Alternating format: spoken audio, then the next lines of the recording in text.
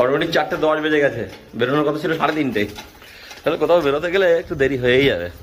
আমার তো ভালো ঘুমই হয়নি। বাইক পুরো রেডি, সব বাঁধা টাধা কমপ্লিট। আমি নিচ্ছি, দাঁড়াও, ট্যাঙ্ক ব্যাগটা মারতে হবে। কিলোমিটার করে নিয়েছি 0। এখন ইকো পার্কে পাই দিয়ে যাচ্ছি। আর এখন বাজে 4:56, মানে প্রায় 5টা বাজতে যায়। 12টার মধ্যে আমাদের ওখানে পৌঁছতে পারলে ভালো হয়। গুগল দেখা যাচ্ছে 6 ঘন্টা 51 মিনিট, মানে প্রায় 7 ঘন্টা, মানে প্রায় 12টাই বাজবে। তবু আমরা রাস্তায় একটু দেরি করব, খাওয়া দাওয়া করবো, একটু রেস্ট নেবো। তো দেখা যাক কটা বাজে, কারণ 12টায় হোটেলের চেকিং আছে, হোটেল বুক করা আছে আগে থেকে, অনলাইন হোটেল বুক করে নিয়েছি। আর আস্তে আস্তে সকাল হচ্ছে, বেশ ভালো লাগছে, বেশ ঠান্ডা ঠান্ডা লাগছে। আর গাড়িটাও বেশ ভালো পারফরমেন্স দিচ্ছে। কাল রাত্রে চেনটা লুপ করে নিয়েছি, মোটামুটি সব কিছু ঠিক আছে। এবার এগিয়ে যাই। চলে এসেছি বেলঘড়িয়া এক্সপ্রেসওয়ে। এখানে একটু চা খাবো, একটু চা না খেলে আর হবে না। চা খেয়ে তারপর বেরাবো। এইখানটায় দাঁড়াই, চায়ের দোকানগুলো খোলা আছে। চা খাওয়া হয়ে গেল, চা খেয়ে আমরা বেরিয়ে পড়লাম। ডাইরেক্ট কোলাঘাট গিয়ে দাঁড়াবো। তার আগে আর দাঁড়াবো না, সকালবেলা ফাঁকা রাস্তা, একটু ট্রেনে বেরিয়ে যেতে হবে। আর ভালোও লাগছে, বেশ ওয়েদারটাও ভালো আছে। বিবেকানন্দ ব্রিজ পার হচ্ছি। এখানে আসলেই যেন মনে হয় সকালবেলা একটু বাইক রেখে দৌড়ে নিই, কারণ বাঁ সাইডটা এই রাস্তার ফুটপাথটা খুব সুন্দর লাগে। এখানে সবাই হাঁটে, দৌড়ায়ও সকালবেলা, তো খুব ইচ্ছা করে কিন্তু সম্ভব হয়ে ওঠে না। আমরা ধরবো মুম্বাই রোড, মানে খড়গপুর বাঁদিকে, সোজা গেলে দিল্লি রোড। যখন পুরুলিয়া গেছিলাম তখন দিল্লি রোড হয়ে গেছিলাম, বর্ধমান দুর্গাপুর এইদিকে খড়গপুর। আমরা খড়গপুর রোড ধরছি। এইবারই তো বেরাতে, ও বাবা স্প্লেন্ডার, পাই দিয়ে স্প্লেন্ডার বেরিয়ে যাচ্ছে,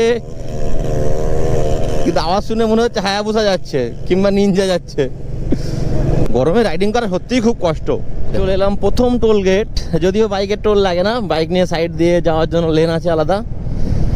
এই যে একদম লেফট সাইডে বাইক নিয়ে যাওয়ার জন্য।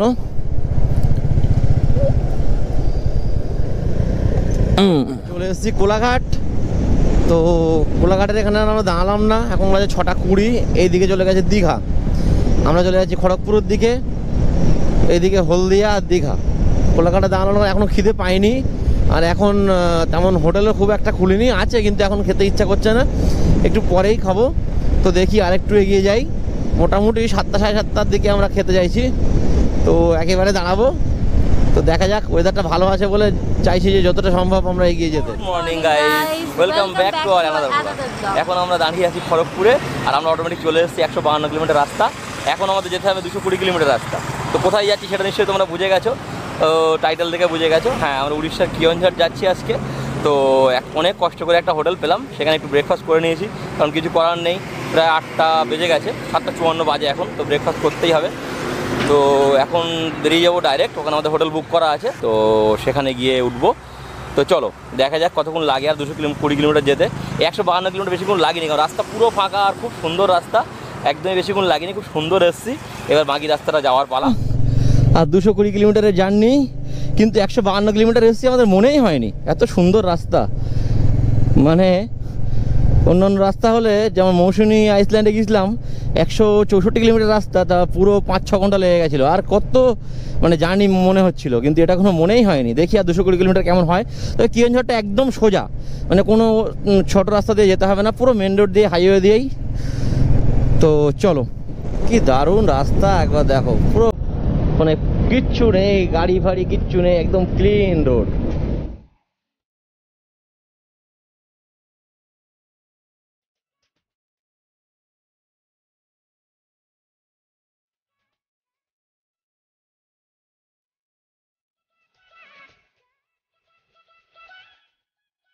ঝাড়খণ্ড ঢুকে গেছি, 3 কিলোমিটার হয়েছে ঝাড়খণ্ডে ঢুকেছি। ঢুকে একটা রিলায়েন্সের পাম্প পেয়েছি, সেখান থেকে তেল নিয়ে নিয়েছি। তো এখানে তেলের দাম অনেক কম ঝাড়খণ্ডে, আমাদের ওয়েস্ট বেঙ্গল থেকে 105 টাকা রিলায়েন্সের তেলের দাম। আর যে রিলায়েন্সের তেলের দাম আমাদের ওয়েস্ট বেঙ্গলে হচ্ছে 115 টাকা, তো 10 টাকা বেশি। এক্সট্রা প্রিমিয়ামের দাম আমাদের ওখানে 113 টাকা 14 টাকা, তো সেই এক্সট্রা প্রিমিয়ামের দাম এখানে 104 টাকা 5 টাকা। আর নর্মাল পেট্রোল আমাদের ওখানে 106 টাকা, সেটা এখানে 100 টাকার মধ্যে ঝাড়খণ্ডে। তো ওই জন্য আমি বেঙ্গল থেকে নিয়ে ভাবলাম ঝাড়খণ্ডে গিয়ে দেখবো যেটা দাম কী আছে। তো 3 কিলোমিটার হলো আমি ঝাড়খণ্ডে ঢুকলাম, পুরো 8 কিলোমিটার থেকে ইউটার্ন নিয়ে আসলাম। 8 কিলোমিটার একটা রাস্তা ভুলের জন্য আমাদের 8 কিলোমিটার ঘুরে আসতে হলো। তো তোমরা এগুলো খেয়াল রাখবে যখন আসবে, অবশ্যই মানে ম্যাপ দেখে গুগল ম্যাপে ঠিক করে আসবে। তো লেফট সাইডে উড়িষ্যার দিকে যাওয়ার ছিল, সেটা না গিয়ে আমরা জামশেদপুরের দিকে বেরিয়ে গেছিলাম। তো তার জন্য 8 কিলোমিটার থেকে ইউটার্ন নিতে হয়েছিল, মাঝখানে আর কোনো রকম কোনো ইউটার্ন নেওয়ার জায়গা ছিল না। তো আবার কিছু করার নেই, আমরা একটা ব্রিজের তলা দিয়ে ইউটার্ন নিয়ে আবার যাচ্ছি। দারুণ ভিউ লাগছে রাস্তার, পুরো সিনারির মতো লাগছে, মনে হচ্ছে যেন এই ক্যালেন্ডারে যেমন ছবি থাকতো আগে ছোটোবেলায় দেখতাম, পুরো সেরকম ছবির মতো লাগছে। আর সব থেকে বড়ো কথা, আজকে আমাদের সাথ দিয়েছে, আকাশটা একদম ধরে আছে, একদমই কোনো রকম বৃষ্টি পাইনি। তো আর 138 কিলোমিটার দেখা যাক, এর মধ্যে আশা করি বৃষ্টি পাবো না, কারণ আকাশ পরিষ্কার আছে, আর ভালোই হবে। ডবল লেন শেষ, সিঙ্গেল লেন শুরু। এবারে মনে হচ্ছে আমাদের পাহাড়ের ওপরে উঠতে হবে।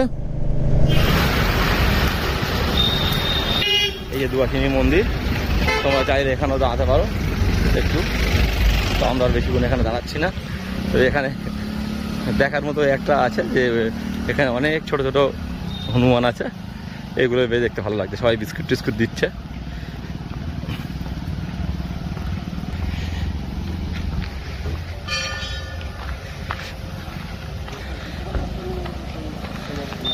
এই একটা, এটা অনেকগুলো, সব কোলে বাচ্চা।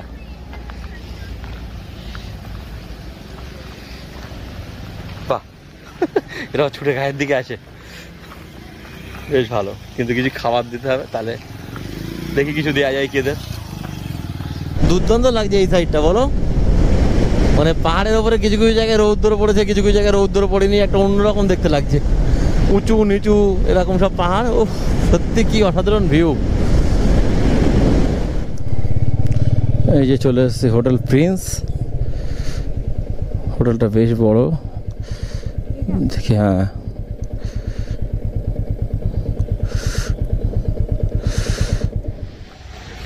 এই যে হোটেল প্রিন্স, এই হোটেলটাতে চেক ইন করলাম।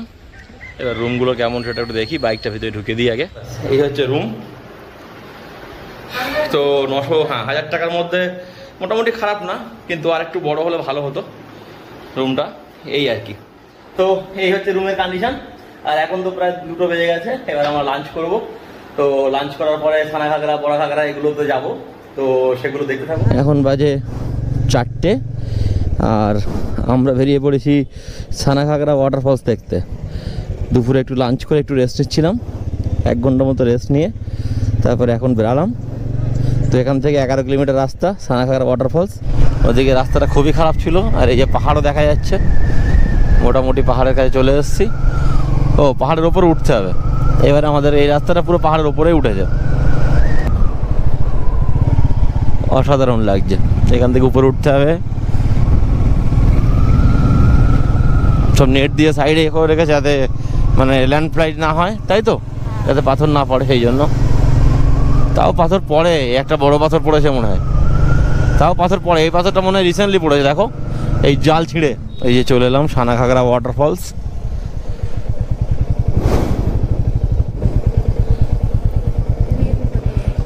টু হুইলার রাখার জন্য এইদিকে জায়গা। ওকে, টিকিট কাউন্টার, এখানে টিকিট কাটতে হয় 15 টাকা করে একজনের টিকিট, আর বাইক পার্কিংয়ের জন্য 10 টাকা। তো আমরা ওই পাশে বাইক পার্কিং করে রেখে এসেছি, আমাদের টিকিট কাটা হয়ে গেছে। চলো, এটা হচ্ছে এন্ট্রি গেট। বাহ, এর মধ্যে বেশ সুন্দর, এর মধ্যে অনেক হচ্ছে 4 চাকা রাখার জায়গা ভিতরে আছে। এর মধ্যে দোকান টোকানও আছে 2-1টা। রাস্তা দিয়ে আস্তে আস্তে আমরা যখন হেঁটে যাচ্ছি, এখন ওই উপরের দিকে ওয়াটারফলসটা দেখবো বলে। এই ওয়াটারফলসটা দেখার জন্য অনেকটা উপরে উঠতে হয় সিঁড়ি দিয়ে। তো আমরা এখন সেই সিঁড়ি দিয়ে উপরে উঠবো, কতটা রাস্তা দেখি। চলো যাওয়া যাক, বেশ কিছুটা উঠতে হবে, দেখা যাক কতটা সিঁড়ি উঠতে হয়। খুব বেশি দূর না, সাইডে বেশ বসার সুন্দর সুন্দর জায়গাও আছে বসার জন্য, সাইড দিয়ে ঘিরে দিয়েছে বাঁশ দিয়ে।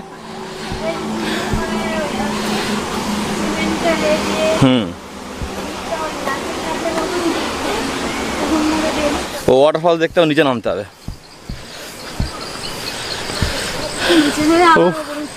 দুর্দান্ত দুর্দান্ত, উপরে এখান থেকেই বোঝা যাচ্ছে।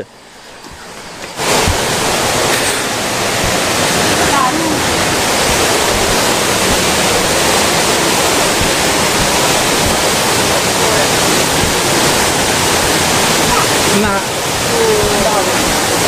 ও দুর্দান্ত লাগে, দুর্দান্ত।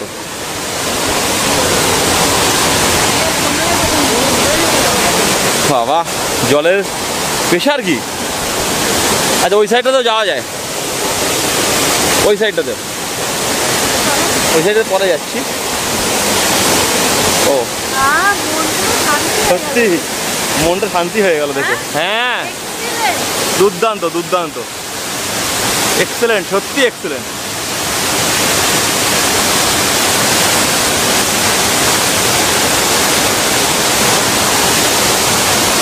নেচারের যে বিউটি, এগুলো না দেখলে বোঝা যায় না। সেটাই সেটাই, কি জলের প্রেশার একবার দেখো, মানে জলগুলো হাওয়ায় উড়ে যে ক্যামেরাতে এসে চলে আসছে, ক্যামেরার লেন্সটা পর্যন্ত এসে ক্যামেরার লেন্সটা ঝাপসা করে দিচ্ছে, মানে এরকম অবস্থা।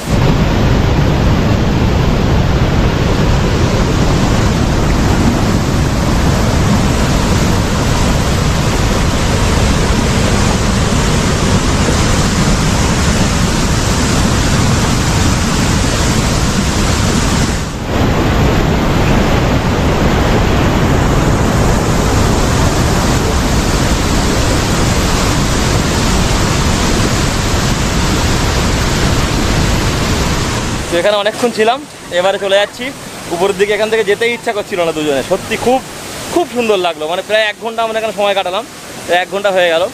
তো বললে এবার উপরের দিকে একটু পার্কটা ঘুরবো। তো এত পরিমাণে লেন্সে জল আসছে যে এখানে ক্যামেরা বারই করা যাচ্ছে না। একবার এখান থেকে দেখে নাও,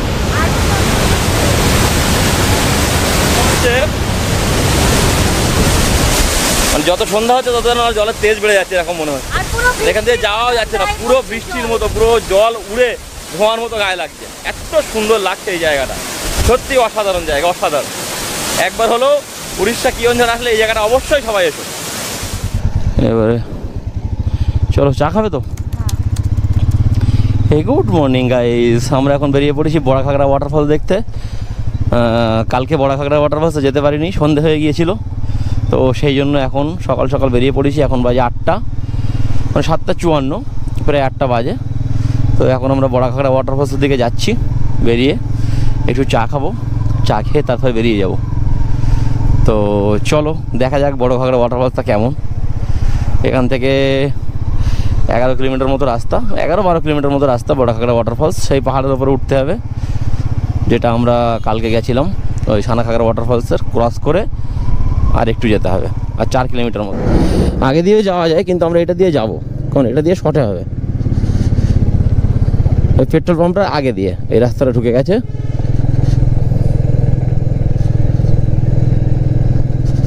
আর 2.6 কিলোমিটার দেখাচ্ছে বড়াঘাগরা। পুরো জঙ্গলের মধ্যে দিয়ে যাচ্ছে, একদম নিরিবিলি, শুধু হনুমান আর হনুমান, প্রচুর হনুমানের সাইডে ঘুরে বেড়াচ্ছে। আমাদের দেখে সব জঙ্গলের মধ্যে ঢুকে যাচ্ছে। তো বেশ ভালো লাগছে, শান্তশিষ্ট এলাকা, নিরিবিলি এলাকা। মানুষজন আছে 2-1টা দিনের বেলা, এসব কাঠ কাটতে আসছে এইসব। তো যারা নিরিবিলি পছন্দ করেন তাদের অবশ্যই, আর প্রাকৃতিক মানে সৌন্দর্য তো অবশ্যই নিরিবিলি হবেই, মানে নেচার যেহেতু। তো সন্ধ্যাবেলা এখানে আসাটা ঠিক না, ওই জন্য। হ্যাঁ, এই যে ওয়াটারফলসের জল এখান থেকে অটোমেটিক আসছে এই ড্রেন দিয়ে। প্রায় এসে গেছি, 950 মিটার দেখাচ্ছে। ওটা ওয়াটারফলস লেখা না, ওটা ড্যাম লেখা। ওয়াটারফলসটা এর পরে যাব নিচে। তো আমরা তো উড়িয়া পড়তে জানি না, সেই জন্য ওটা দেখে মনে করলাম বোধহয় ওয়াটারফলস লেখা। তো ড্যামটাও দুর্দান্ত, সত্যি সুন্দর। এটা হচ্ছে বড়াঘাগরা ড্যাম, তাই তো? সাইডে সুন্দর রাস্তা করে দিয়েছে।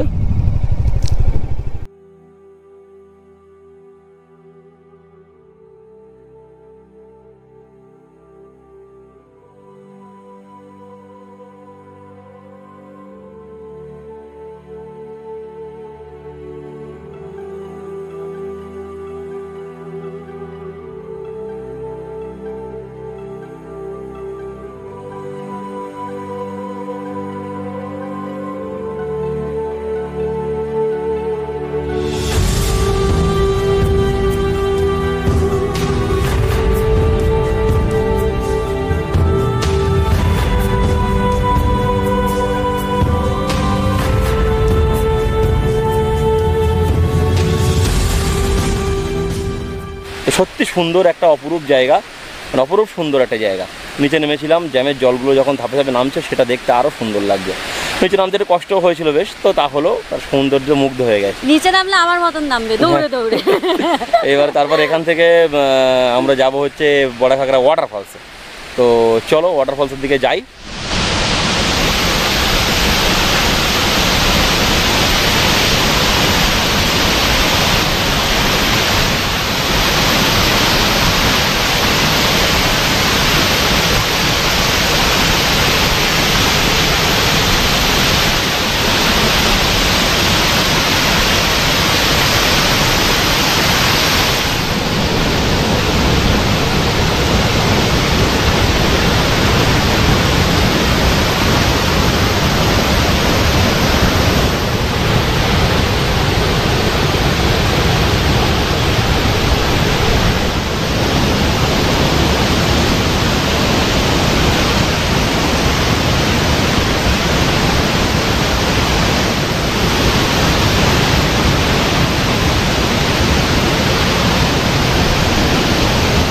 বড়াঘাগরা ওয়াটারফলসটা আমাদের দেখা হয়ে গেল। এখানে এসে আমি একটু নস্টালজিক হয়ে পড়েছি, কারণ এত সুন্দর আর তিন দিক থেকে ঝর্ণা পড়ছে চারিদিকে, মানে পুরো অরিজিনাল বিউটি একদম। নেচারের অরিজিনাল বিউটি নিতে হলে এখানে আসতে হবে। খানাঘাগরা ওয়াটারফলস তাও একটু কৃত্রিমভাবে কিছু ঘিরে টিরে রেখেছিল, কিন্তু এটা হচ্ছে একদম পুরো পিওর মানে ন্যাচারাল জিনিস, মানে পাহাড়ের উপর থেকে জল পড়ছে, এত সুন্দর লাগছে। তো তোমরা অবশ্যই এসো, দেখো, এই সৌন্দর্য উপভোগ করো, এটাই বলবো। এবার আমরা এখান থেকে ভীমকুণ্ড ওয়াটারফলসে যাব, সেটা আরও সুন্দর জায়গা। হ্যালো গাইস, এবার আমরা বেরিয়ে পড়েছি ভীমকুণ্ডের উদ্দেশ্যে। ভীমকুণ্ড যে পিকনিক স্পট, সেই পিকনিক স্পটটা দেখবো, খুবই সুন্দর জায়গা। তো আমরা যে হোটেল প্রিন্সে ছিলাম ওখান থেকে 75 কিলোমিটার, 2 ঘন্টা মতো লাগবে কম বেশি। এখন বাজে 10:17। তো একটু কিছু ব্রেকফাস্ট করব, করে বেরিয়ে যাব। খুবই সুন্দর জায়গা, দেখতে থাকো ভিডিওটা শেষ পর্যন্ত। আর রাস্তা তো কি বলবো, পাহাড়ের মাঝখান দিয়ে রাস্তা, অসম সুন্দর রাস্তা। তো কিয়নঝড় আসলে অবশ্যই এই ভীমকুণ্ড পিকনিক স্পটটা মানে ভিজিট করবে। তো সঙ্গে থাকো, দেখতে থাকো আমাদের ব্লগটা। আমরা মেন রোড দিয়ে এসেছি, মানে ভীমকুণ্ড যাচ্ছি। কিছুটা আগে থেকে একটা ভীমকুণ্ডের দিকে রাস্তা ঢুকে গেছে, ওই রোডটা খারাপ বলে একজন বললো, যে একজনকে জিজ্ঞাসা করলাম যে এই রোডটা খারাপ। তো মেন রোড দিয়ে আরও কিছু এগিয়ে এসে আমরা NH 220 ধরলাম। NH 220 দিয়ে যাচ্ছি। যদিও ওটা সিঙ্গেল লেন, তবুও ভালো রাস্তা, খুবই ভালো। এটা ন্যাশনাল হাইওয়ে 220, এই রাস্তা দিয়ে রাঁচি যাওয়া যায়, 298 কিলোমিটার দেখাচ্ছে। কিন্তু এখান থেকে 21 কিলোমিটার গিয়ে আমাদেরকে ভীমকুণ্ডের রাস্তায় যেতে হবে। পথে একটা খুব সুন্দর মানে নদী পার হচ্ছি আমরা। অ্যাকচুয়ালি নদী বলতে এটা ঝর্ণার জলেই মানে পুষ্ট, যেটা দেখে বোঝা যাচ্ছে। এটা পাহাড়ের ঝর্ণারই জল, তাই না? মনে হয় বর্ষাকাল বলে এত কিন্তু অন্য সময় হলে হয়তো এতটা জল থাকতো না। কিন্তু দারুণ লাগছে। শীতকালে মনে হয় শুকনো থাকে আমার যতটা মনে হয়, তাই না? এটা বর্ষার জলে পুষ্টই নদী এটা। এই দিকটা ব্রিজ, এই দিকটা তো নদী আছে, খুব সুন্দর লাগছে। চলো, তবে দারুণ জায়গা, এই জায়গাটা খুব সুন্দর, দারুণ। মেন রোড থেকে আমরা নেমে গেলাম এই রাস্তায়, সরু একটা রাস্তায়। এই যে লেখা আছে ভীমকুণ্ড পিকনিক স্পট, পাতা নেই কি, জানি না কি লেখা, যদি কেউ জানো তো পড়ে নিও। উড়িয়া ভাষায় লেখা। আবার একটা ব্রিজ পার হচ্ছি। অ্যাকচুয়ালি এখানে সব ঝর্ণার জল, তো মানে এইসবগুলো পুরো ভর্তি ভর্তি একদম। মানে এইগুলো অন্য সময় হয়তো শুকনো থাকে, কিন্তু এখন পুরো একদম জলে ভর্তি। বেশ ভালো লাগছে যেতে। বেশি রাস্তা না, 18 কিলোমিটার রাস্তা, কিন্তু সুন্দর লাগছে। আমরা গরুর মাঝখান দিয়ে যাচ্ছি, মানে রাস্তায় গরু বাইক সব একসঙ্গে চলছে এখন। ভয়ও লাগছে, হ্যাঁ, বড় বড় শিং আছে তো। তো তাও যেতে হবে, কিছু করার নেই, কারণ গরুর পাশে দাঁড়িয়ে থাকলে এখন কতক্ষণ দাঁড়িয়ে থাকতে হবে তা ঠিক নেই। এই সাইড দিয়ে চলে গেলাম জঙ্গলের মধ্যে দিয়ে, বেশ ভালো লাগছে যেতে। যদি বৃষ্টি না হয় তাহলেই ভালো, বৃষ্টি হলে আবার প্রবলেম চলে আসবে। ফাইনালি আমরা চলে এসেছি ভীমকুণ্ড যে পিকনিক স্পটটা, এখানে বাইক রাখার জায়গা আছে, এখানে মন্দিরও আছে অ্যাকচুয়ালি। তো আমরা এই বাইক রাখলাম, দেখি এইসব জায়গায় পিকনিক করার জন্য প্রচুর জায়গা আছে। এবার আমরা আস্তে আস্তে যাবো। ওই সামনে একটা বড় ভীমের, হ্যাঁ, একটা ভীমের বড় একটা মানে মূর্তি আছে এখানে। আচ্ছা, ভীম কি এতই লম্বা ছিল? ভীম এত লম্বা ছিল কি আমি তো বলতে পারবো না। দেখতেই পাচ্ছেন ভীমের মূর্তি, এখানে দোকান আছে একটা আপাতত।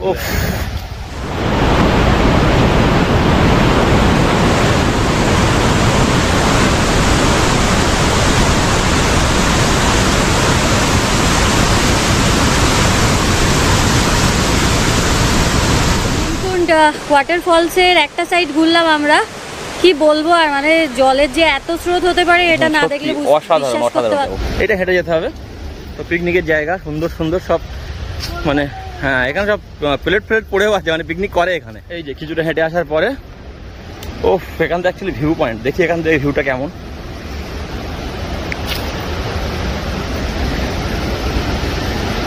ও অসম ভিউ, অসম, কি দুর্দান্ত লাগছে সত্যি। এই যে এখানটা তো ভিউ পয়েন্ট, এখান থেকে আরো সুন্দর করে দেখা যাচ্ছে।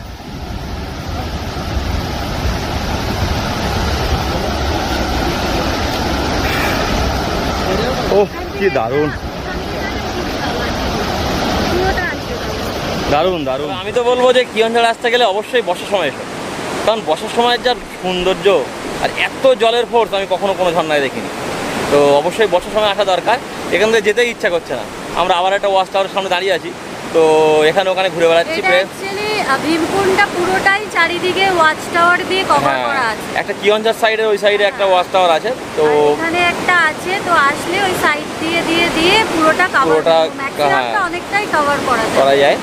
তো এখানে 1 ঘন্টা প্রায় হয়ে গেল আমরা ঘুরে বেড়াচ্ছি, আরও কিছুক্ষণ ঘুরবো, একটু ওই লাস্টের দিকে যাবো, তো ওই দিকটায় যাই, চলো দেখি। মানে জলগুলো এত স্পিডে আসছে যে এসে পাথরের গায়ে ধাক্কা মেরে অন্তত কিছু না হলেও মানে 20-30 ফুট ওপরে ছিটকে উঠছে। আমরা উপরে দাঁড়িয়েছিলাম, সেখানেও পর্যন্ত আমাদের মানে গায়ে লাগছে জলটা। কি অপরূপ সুন্দর, এখান থেকে যেতে ইচ্ছা করছে না। আর কতবার সুন্দর বলবো আমি নিজেই বুঝতে পারছি না। মনে হচ্ছে না সত্যি আমরা কোনো বাইরে কোনো জায়গায় আছি, এত জলের ফোর্স হতে পারে। তো বর্ষায় আসলে এই ফোর্সটা দেখা যায়, শীতকালে আসলে এতটা ফোর্স দেখা যায় না।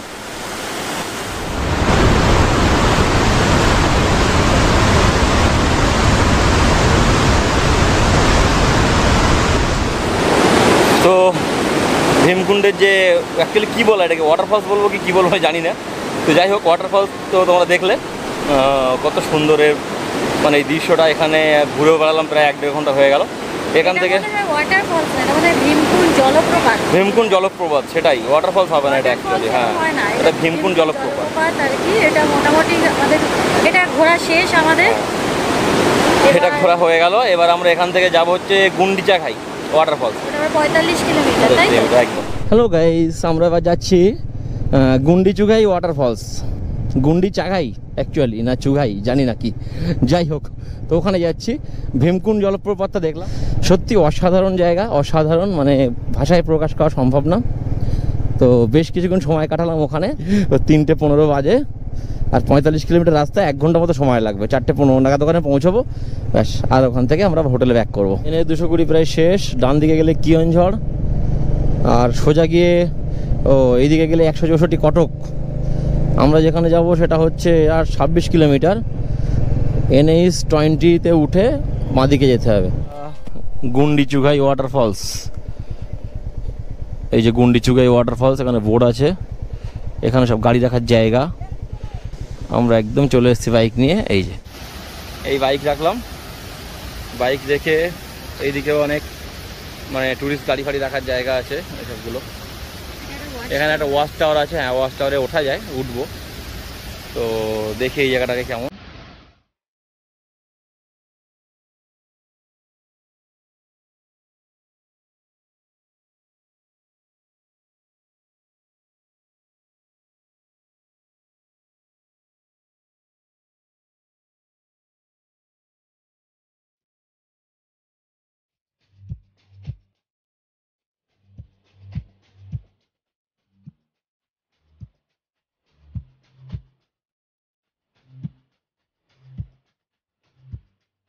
ওই টাওয়ারের উপর উঠে একটু দেখে নিলাম। আবার আমরা এই সাইড থেকে একটা নিচে নামার জায়গা আছে, সেখান থেকে আমরা নিচে নামছি। এই পাশে ভিউটা আরো সুন্দরভাবে উপভোগ করার জন্য।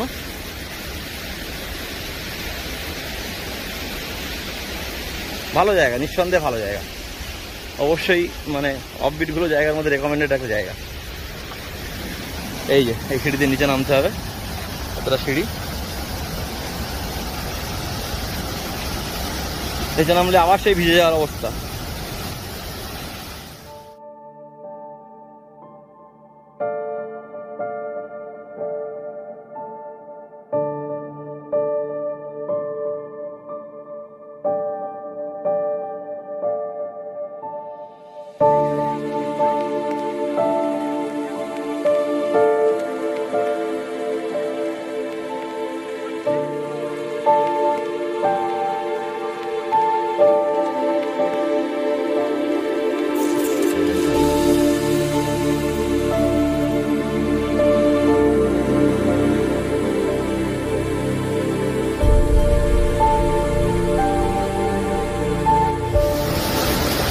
একদম ওয়াটারফলসের সামনে দাঁড়িয়ে আছি। সত্যি কি দুর্ধর্ষ ভিউ, না দেখলে কাছ থেকে বোঝা যাবে না। একদম ওয়াটারফলসের সামনে দাঁড়িয়ে আছি আমরা। এই যে আরেকজন ফটোশুট করছে। মোটামুটি এখানে দেখলাম, ওঠো।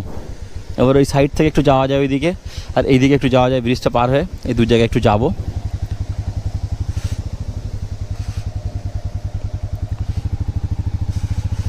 এখানে অনেক দোকানও বসে। এখন সন্ধে হয়ে গেছে বলে সবাই মানে দেখলাম গুছিয়ে নিয়ে চলে গেছে। আর এখন একটু ট্যুরিস্টও কম, কারণ বর্ষার সময় তো, এবার বর্ষা কমছে, এবার ট্যুরিস্ট আসবে। এই যে এখান থেকেও ফলসটা দেখা যায় ভালো। এই যে ব্রিজ, এখান থেকেও ভালো দেখা যাচ্ছে। হ্যাঁ, অতটা সুন্দর দেখা যায় না, সেটাই। হ্যাঁ, দেখেছি।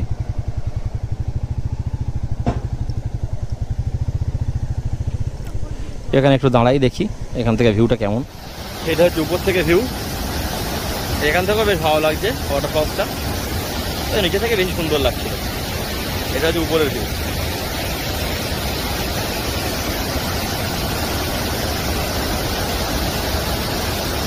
আমরা গুন্ডি জায়গায় দেখা শেষ করলাম। গুন্ডি জায়গায় কিন্তু খুব সুন্দর, খুব সুন্দর জায়গা। পুরো অনেক একটা ফলস না, মানে চারিদিকে অনেকগুলো ফলস। তোমরা দেখো, দেখলেই বুঝতে পারছো। ভিডিওটা দেখো। আর এখানে কিন্তু অনেক হিস্টোরিক্যাল ব্যাপার স্যাপার আছে, যারা মানে পুরাণের ব্যাপার স্যাপার, যারা ওগুলো জানতে ইন্টারেস্টেড তারা একটু গুগলে দেখে নেবে। ওগুলো এখানে অনেক বলছি না, সুন্দর বসার জায়গা আছে, বসে ফলসটা উপভোগ করার জন্য। এবং অনেকটা সেই চিত্রকূট, মানে ছত্তিশগড়ের চিত্রকূট, মানে ফলসের মতো খুব সুন্দর। তো সব রকমভাবে আমরা যতটুকু পারলাম ভিডিও করলাম, তোমাদেরকে দেখাচ্ছি। দেখো তোমরা, নিচ পর্যন্ত যাওয়া যায় একদম ফলসের। হ্যাঁ, নিচ পর্যন্ত যাওয়া যায়। আমরা গিয়েছিলাম, তো সেখানে দেখলাম সাইড দিয়েও যাওয়া যায়, ঘুরে দেখা যায়। আর এখানে অনেক ছোটোখাটো দোকানও বসে। সিজনের সময়, শীতকালের সময় খুবই ভিড় হয় এখানে। তবে বর্ষাকালের মতো এত সুন্দর আমার মনে হয় না যে শীতকালে ভালো লাগবে। তো সত্যি এখানেও আসাটা সার্থক হয়েছে, দেখলাম খুব সুন্দর। তো তোমরাও দেখো। এবার আমরা এখান থেকে চলে যাব। তো ভিডিওটা আর বড় করছি না। তো যদি আমাদের ভিডিওটা ভালো লাগে, লাইক, কমেন্ট, শেয়ার করো। আর প্লিজ সাবস্ক্রাইব করো। সাবস্ক্রাইব না করে থাকলে সাবস্ক্রাইব করে দিও, আর বেল আইকনটা প্রেস করে দিও। তাহলে এরকম সুন্দর সুন্দর ভিডিও তোমরা আরও পেতে থাকবে। তো চলো, দেখা হচ্ছে নেক্সট ভিডিওতে। তো তাহলে তোমরা উপভোগ করো। টাটা।